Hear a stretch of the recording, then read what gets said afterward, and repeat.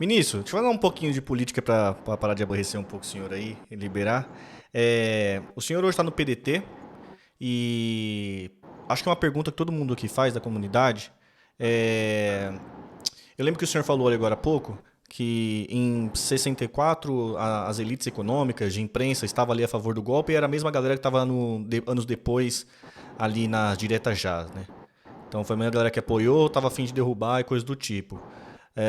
Não sei se o senhor também tem essa impressão, queria ouvir a opinião do senhor, mas parece que a boa parte da galera que estava ali querendo derrubar Dilma em 2014, me parece que agora também embarcou aí na campanha do Lula e nessa eleição do Lula. Como que o senhor vê o PDT hoje na base do governo Lula e se essas coligações heterogêneas que o senhor falou, de interesses heterogêneos, se o PDT consegue ali barganhar algum nacionalismo, alguma coisa que possa ser interessante para o partido ou para a evolução do país ali nas linhas que o PDT defende? Olha, eu aprendi uma coisa, inclusive na vida partidária e na vida geral. E hierarquia e disciplina são coisas importantes na vida. Eu fiquei 40 anos no PCdoB. Fiquei 6 mandatos e mais um de vereador. Nunca dei um voto contra a orientação partidária. Nunca. Dei muitos votos contra as minhas convicções, aquilo que eu achava correto. Mas sempre priorizava respeitar as posições do partido, achava que era uma coisa importante, certo? No caso do PDT, eu respeito a decisão partidária, vai participar do governo, tudo bem. O que eu mantenho são as minhas opiniões críticas sobre aspectos do governo. Eu acho que o governo do Lula tem setores nacionalistas. Acho que até um economista que foi indicado, o André Roncalha, recentemente, para um posto lá, não sei se no Ministério da Indústria e Comércio, que é um homem muito nacionalista, desenvolvimentista, mas nessa área da Amazônia é muito complicado. A composição do governo é um ministério quase que ligado ao Partido Democrata. A Marina Silva é uma ministra que tem horror a qualquer agenda de desenvolvimento da Amazônia. Essa foi eleita deputada federal por São Paulo. Essa outra, que é do Ministério das Populações Indígenas, que também foi eleita deputada por São Paulo, essa mais ainda, tá certo?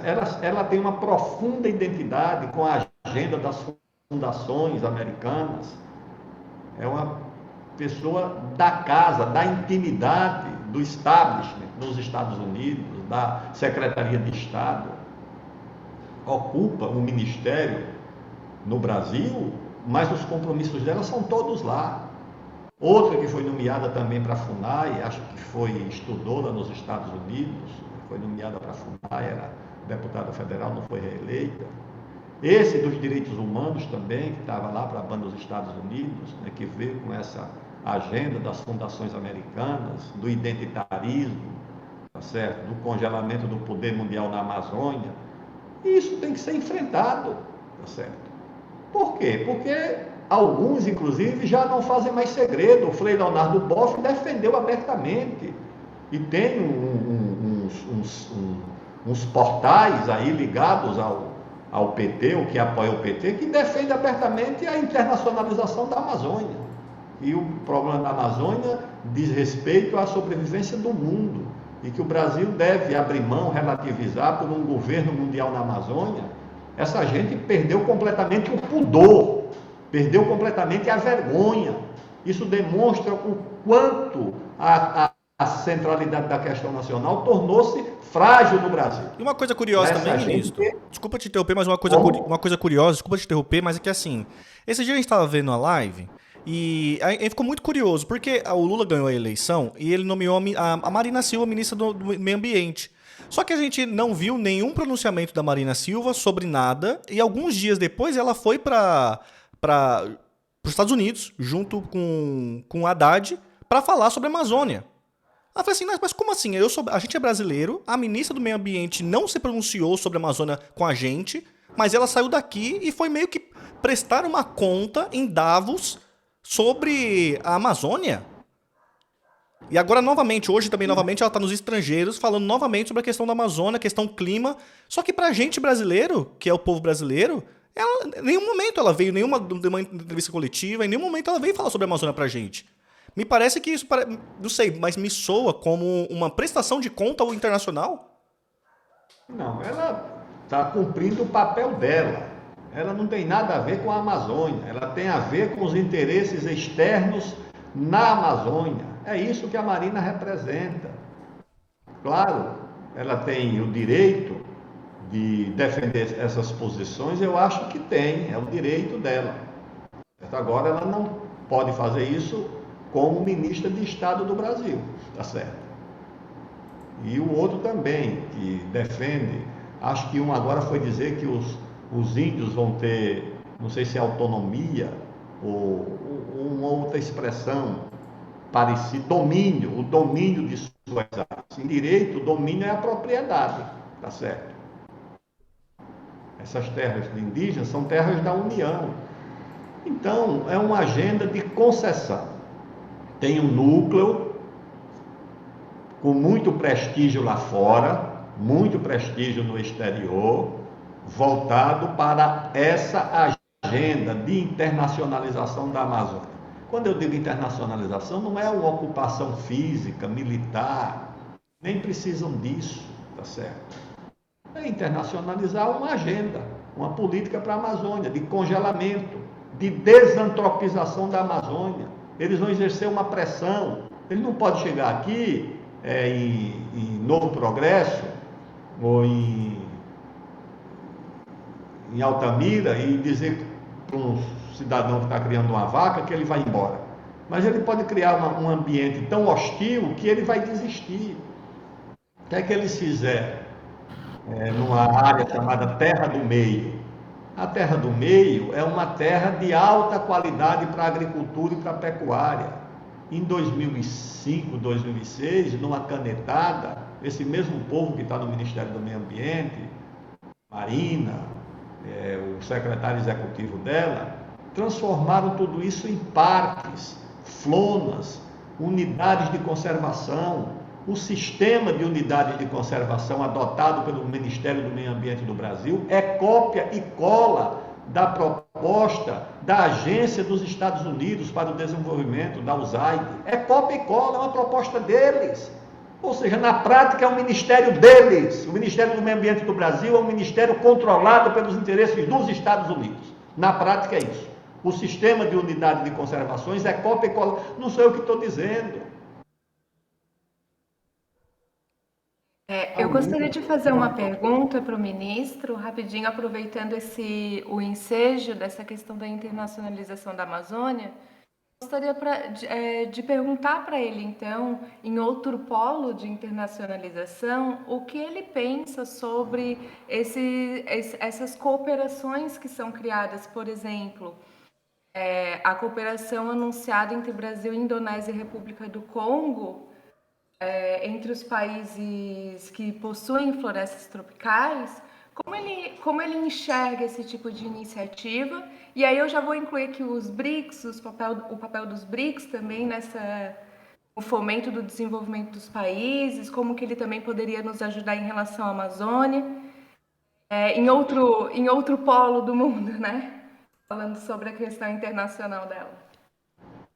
Olha, esse acordo de cooperação entre o Brasil, o Congo e a Indonésia, que são os 3 países detentores da maior área de florestas tropicais do mundo e, portanto, de biodiversidade, foi a única coisa boa para o Brasil que aconteceu na Conferência do Egito. O resto, o Brasil foi muito festejado, mas não teve protagonismo nenhum. Nós nem soubemos o que estava sendo discutido ali. Você acha que aquilo discutiu o meio ambiente? Aquilo ali discutiu foi a crise, não do ambiente, mas a crise da energia do mundo, decidindo que os países ricos vão poder usar carvão. A Alemanha voltou a usar carvão, os Estados Unidos exportam carvão para a China. vão usar energia nuclear, e o Brasil se entretendo com uma agenda falsa. Então, essa novidade foi boa, que o Brasil, o Congo e a Indonésia criem, eles estão chamando de OPEP. Por quê? Porque o debate, depois da conferência do Egito, teve a conferência de Montreal, dias depois, a conferência da biodiversidade. Essa conferência foi mais importante do que a do clima, porque a do clima foi um jogo de carta marcada. A da biodiversidade ia ter uma agenda para ser discutida. Quais eram os 2 pontos fundamentais da agenda da Conferência da Biodiversidade de Montreal, no Canadá, em dezembro do ano passado? 2 pontos de divergência. Primeiro, a conferência tinha como objetivo decidir pela proteção de pelo menos 30% da biodiversidade do mundo. Tudo bem. Consenso nisso. Como proteger a biodiversidade do mundo? Qual era a proposta do Brasil, dos africanos e da Indonésia? Que cada país tivesse que ter 30% da biodiversidade. Qual era a proposta dos ricos? Não, um cálculo global, uma média global. Porque na média global, se eu tenho 60% da biodiversidade e você, Felipe, tem 0, na média nós temos 30. Tá certo? Eu tenho 0. Na média nós temos 30. Então, os ricos, na verdade, querem usar a biodiversidade do Brasil, da África e da Indonésia no cálculo da proteção da biodiversidade mundial. E por serem ricos e poderosos, foi o que prevaleceu, foi o que foi aprovado. Qual foi o segundo ponto do absurdo, do escândalo? Eu não vi uma ONG indignada por isso. Eu não vi a Globo News debater isso. Eu acho que eles nem sabem do que aconteceu, nem tomaram conhecimento. O único jornal que compareceu lá foi o Valor Econômico, assim mesmo a jornalista viajou, paga por uma ONG. Imagina a independência do noticiário. E ainda estava lá escrito, eu leio a matéria até o fim. E no fim tem lá, jornalista fulano de tal, viajou ao Canadá, já tinha viajado a COP do Egito, também com o pagamento de ONGs. Bem, mas qual era o segundo ponto? O segundo ponto era o seguinte. Como é que é dividida a riqueza apurada do aproveitamento da biodiversidade? Porque da biodiversidade você tira remédios, medicamentos, fármacos, química fina, cosméticos, alimento, energia, tudo isso sai da biodiversidade. O que é que os países ricos fizeram? Sinceramente, sabe o que eles fizeram?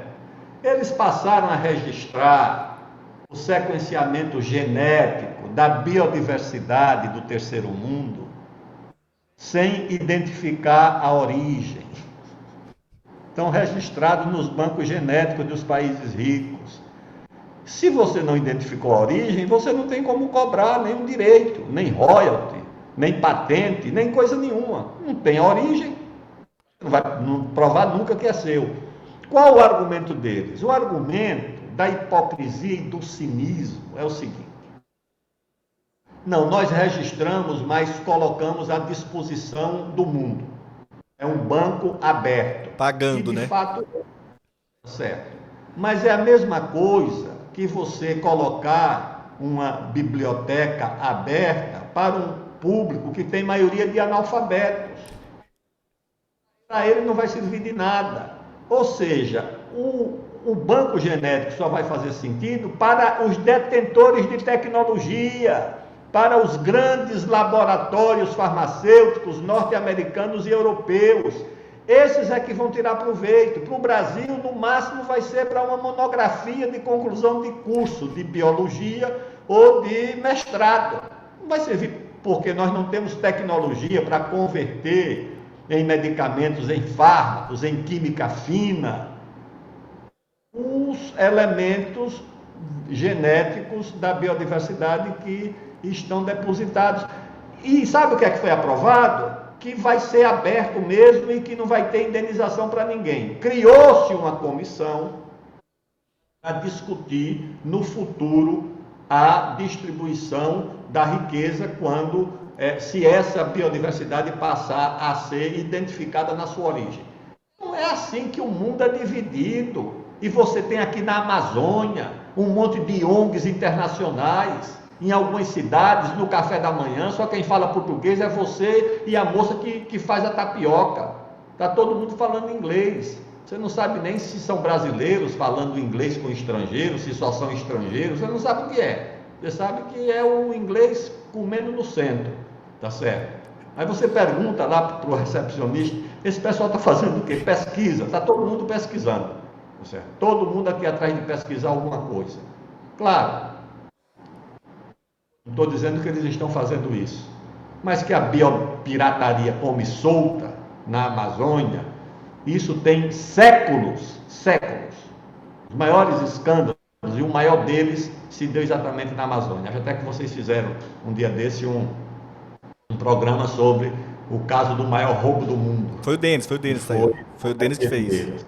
Quem não viu esse Sim, vídeo? eu achei de um tweet seu, né? Você estava dizendo o nome do livro lá. Aí eu fiquei interessado com aquilo, eu fui fazer a pesquisa, né? E quanto mais eu lia sobre aquilo, mais indignado eu ficava, né? Como é que a gente deixou eles pegarem nossa biodiversidade, levarem lá para fora, estabelecerem toda a indústria de látex nas colônias britânicas da Ásia, e o Brasil simplesmente perdeu o seu lugar, perdeu sua vez, né? Eu nasci em Santarém, foi lá que aconteceu o roubo, que o inglês levou as sementes, né? Foi a partir ali do Porto de Santarém. Santarém hoje em dia, né? Era, pelo menos na época que eu fazia faculdade lá, era a cidade do mundo que mais tinha ONGs. Mais tinha Nossa ONGs lá Senhora. Depois vocês precisam fazer um programa sobre a questão do Pirara.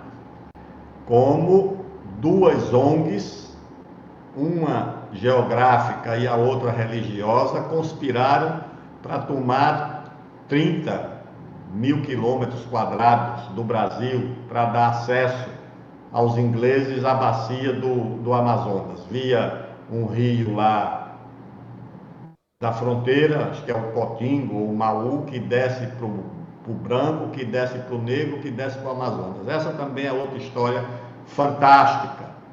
Ah, sim, essa aí eu também já andei me inteirando sobre esse tema aí.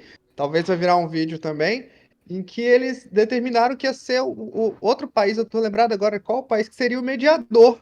Então, tipo assim, né? O Brasil aceitou que outro país, A Itália foi o a mediador. Itália, justamente, fosse decidir de quem que era a terra. Tipo, a gente tinha domínio sobre lá, os caras invadiram, né? Começaram a colonizar num aspecto evangelizador, né? Que eles estavam tentando evangelizar os índios do local, e aí a Itália achou que era da Inglaterra, né? E aí ficou por isso mesmo. Perdemos a área, simplesmente. Incrível isso.